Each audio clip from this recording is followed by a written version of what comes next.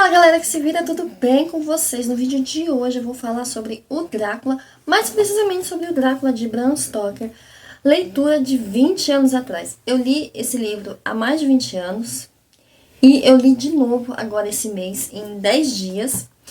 E eu trouxe aqui algumas coisas para compartilhar com vocês. Então, bora pro vídeo! You should see me in a crowd.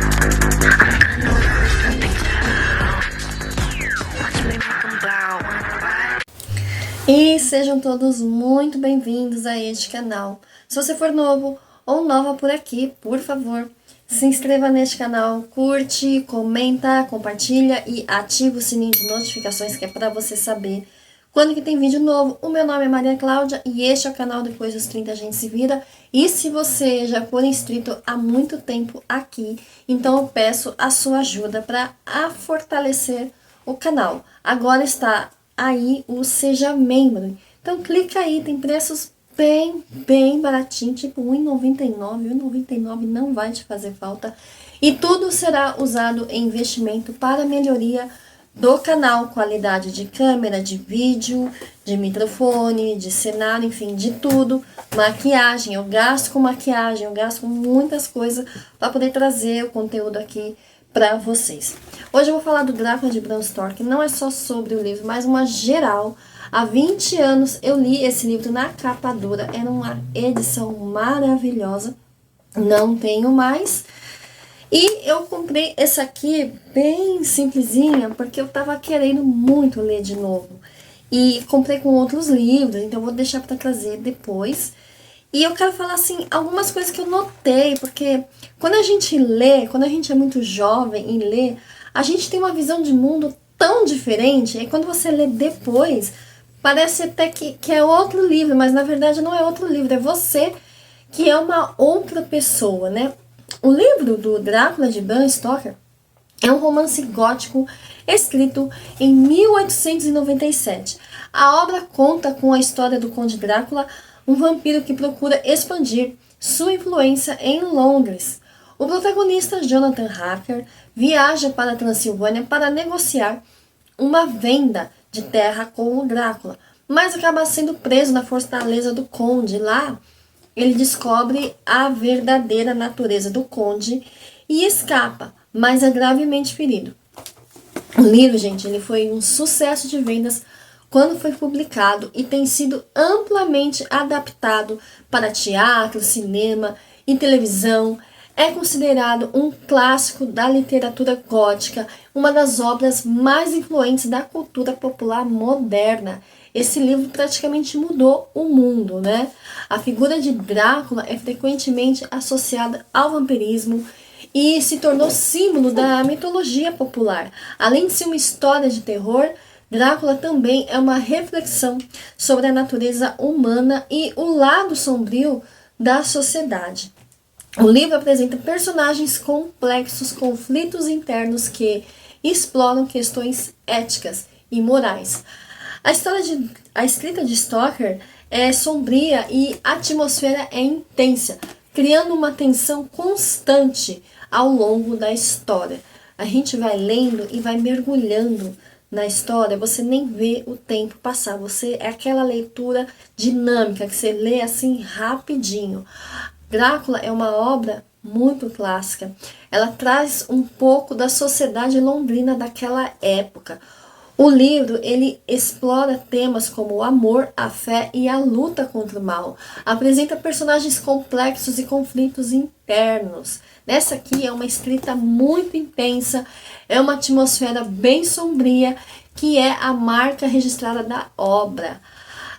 Essa jornada até a Transilvânia, ela traz essa missão, né, de destruir o Conde, conforme que eles vão fazendo durante todo o filme, né, todo o livro. Eu falo o filme porque eu começo a ler o livro, eu começo a ver como se fosse mesmo um filme, inclusive eu trio os personagens na minha mente, então é bem interessante quando a gente consegue mergulhar assim na leitura, né. Durante a viagem de Harker, né, de Jonathan Harker, ele se hospeda numa hospedaria mal assombrada, onde é perseguido por uma mulher misteriosa.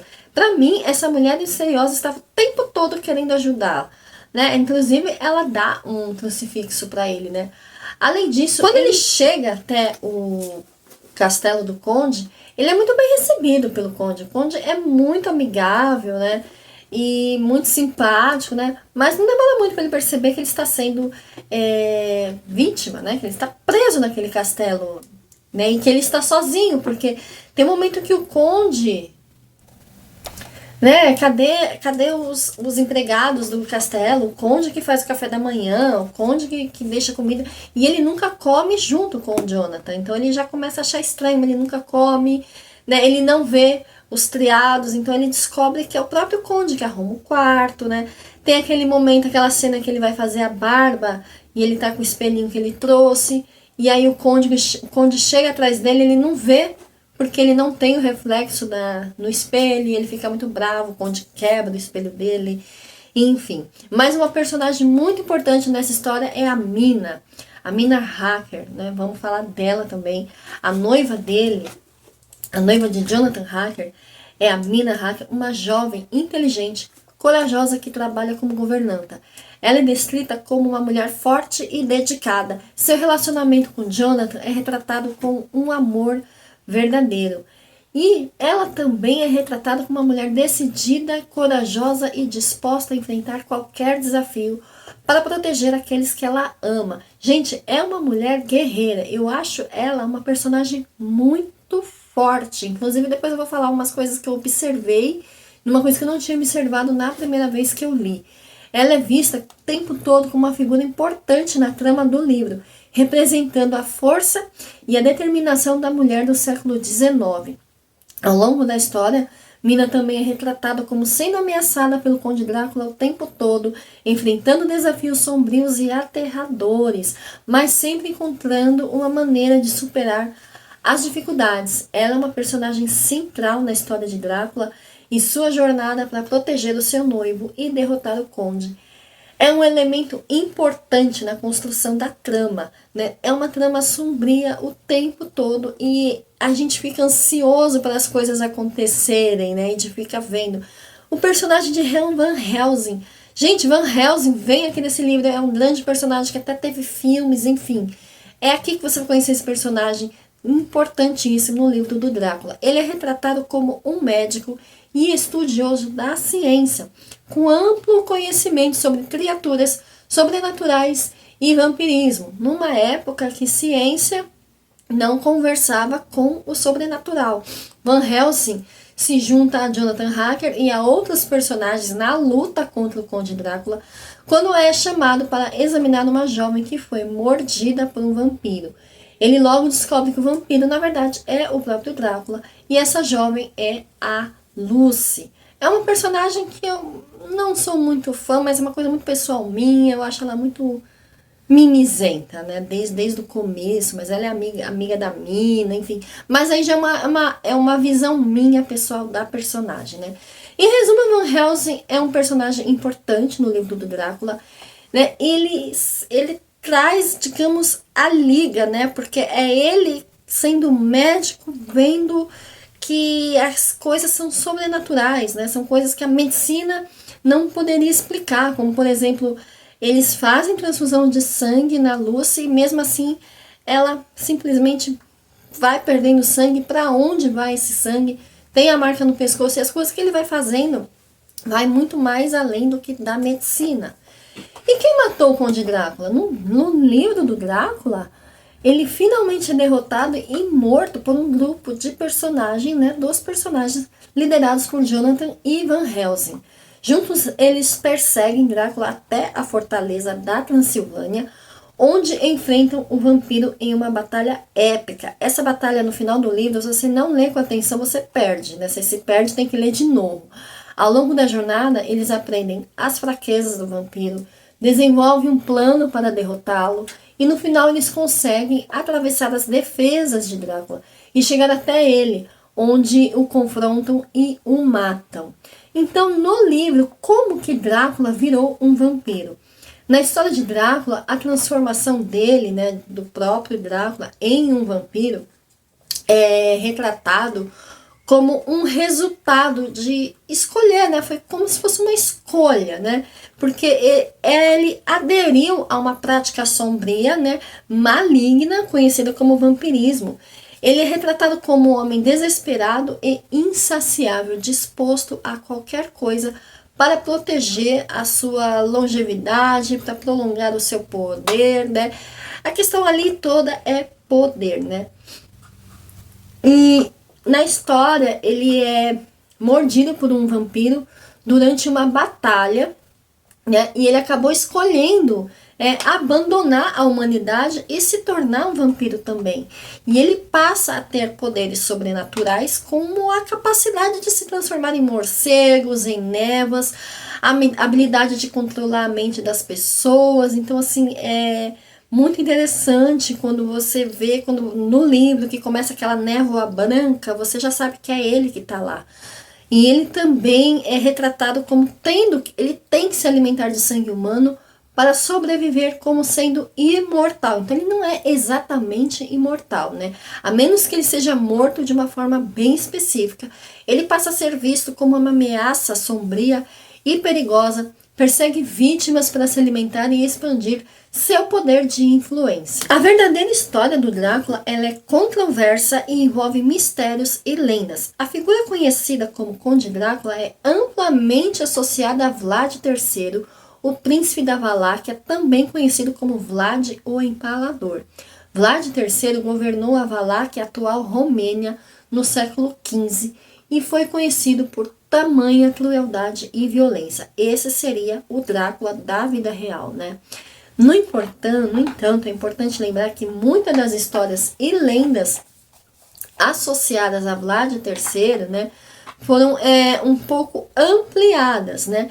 E posteriormente, né, o autor Bram Stoker, ele escreveu o livro da ficção, né, baseada em várias fontes, tá? Não só desse Vlad III.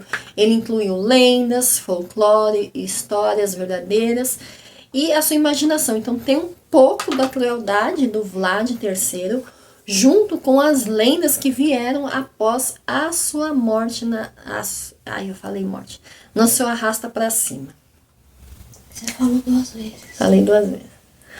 O livro é narrado por meio de cartas, diários e outros documentos escritos pelos personagens que se alternam na perspectiva da história, né?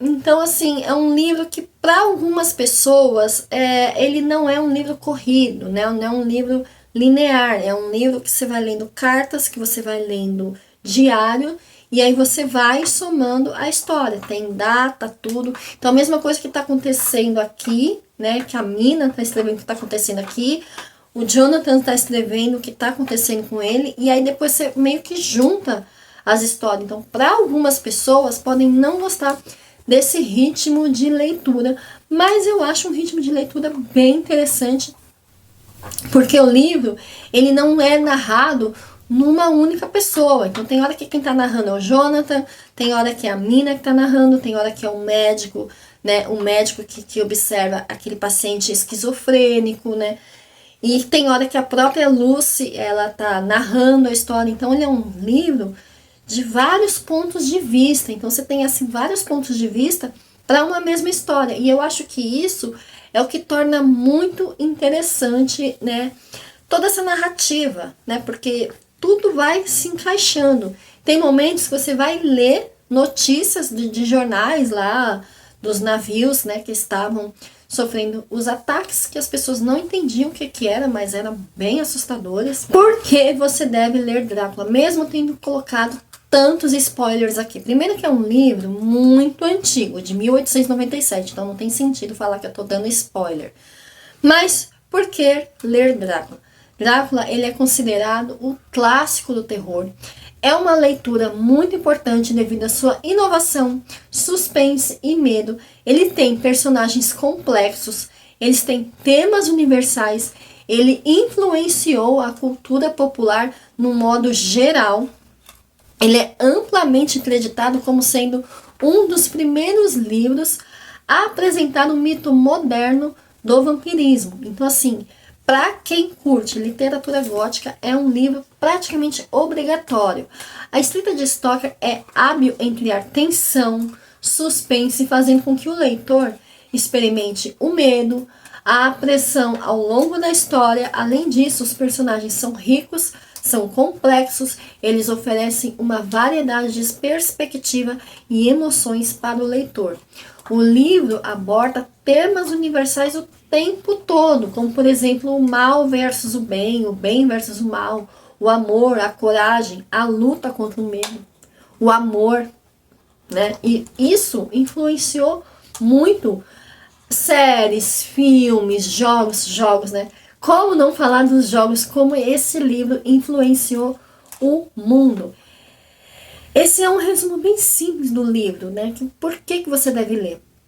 E se você quiser saber mais detalhes, você consegue baixar até mesmo de graça em PDF, tá? Eu achei na internet e de graça, porém eu fiz questão de ter o livro físico, né? E eu ainda quero ter o livro físico da Dark Side, que ele é lindo, de capa dura, e acredito que vale muito a pena adquirir o livro físico. Porém, se você quiser baixar em PDF, vou deixar o link na descrição, porque eu encontrei o PDF e vou deixar aí para você já correr lá e ler. Bom, gente, há 20 anos quando eu li, eu era bem jovem mesmo. E eu não tinha a mesma visão de mundo que eu tenho hoje. Então eu observei assim algumas coisas. Primeiro, a Mina é uma personagem feminina, mas ela é uma personagem muito forte. E os homens o tempo todo falam assim: nossa, mas uma mulher, né?